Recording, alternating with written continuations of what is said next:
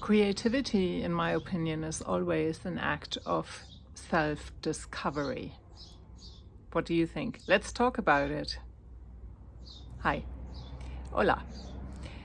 So, from my point of view, when we create, there is this, we don't need, most of us never have ourselves figured out. There's always something to discover, and I think creativity is one of the greatest tools, especially if we create from instinct and haven't everything already figured out or aren't over-analyzing things like we usually do in our lives. Or is it just me? Or ruminating or whatever it is. But it has this potential that we, by creating characters or improvising something or drawing something, whatever it is, to tap into something deeper, to tap into an archetype that is personal and universal at the same time. A part maybe that in normal life we don't dare to live out, or we even didn't think that existed within us. For example, it might be that usually you're a very stoic person or very, I don't know, how shall I say, held together, and then you happen to do an improvisation that is apparently very contrary to who you think you are, but obviously it is a part of you, otherwise you wouldn't be able to access it, and at the same time it's a universal part. I remember that I've had a lot of improvisations like this. We were working a lot with masks and also half masks. I had created that half mask myself. That was when I was still living in London. And we had this beautiful improvisation with this character. She was very flamboyant, very sensual. She had very fluid movements, maybe a little bit cat-like, and she was so much fun to play. And she was slow-paced and didn't care about anyone's opinion. It was a very freeing experience. And funnily enough, sometimes I have the feeling I have a better memory of certain improvisations or performances where I discovered something than from real life. That's how much they impacted me. And it was just a great feeling. And it does not mean you can, but it doesn't mean that you afterwards go and then analyze, what does this mean? Why did this character come up inside of me?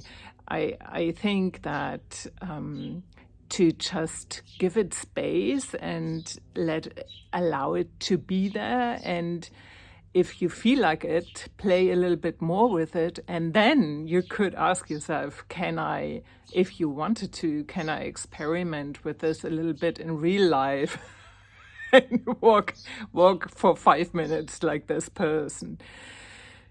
Yes, and I also would say that this character at the same time was very universal. It was an archetype, of the, I guess, maybe seductress a little bit. It was an archetype. So I think that's the really fascinating thing, that if we dare to connect to creativity in a more playful, instinctual way, that we come up with things that are very personal to us and meaningful to us on some level, on a soul level, but they are universal at the same time as well. Which is why often that then, are those creations that really do relate to other people.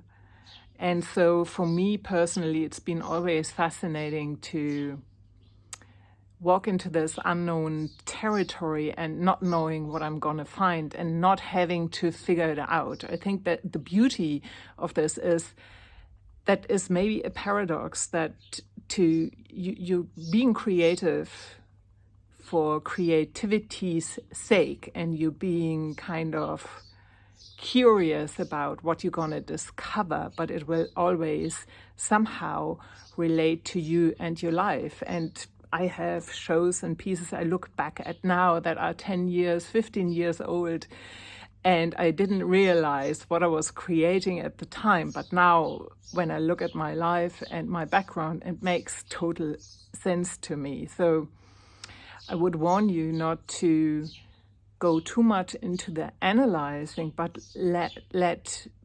allow yourself to be led by your own process and creativity and see where you end up. I think it's a lifelong journey. There's always more to discover, always more to play with, and I think it's both. It's connecting with ourselves and connecting, like maybe Jung would have said, to a world, or the soul of the world, or something like that. It's both of this. I think that's the beauty of it somehow, and that the transformation somehow that can happen is a byproduct, instead of being so invested in self-improving and having to have found yourself before you dare to create. No, it's the other way around. You create and you find parts of yourself you even didn't know existed. And this will enable other people to relate to it as well. That's how I see it. So I would say next time you create, leave your analytical mind, if you can, a little bit by the side. Be more curious, see what you discover, and feel like, did that make you feel more alive? And would you like to do more of that? That's it. This is Anja. May you come alive by creating freely.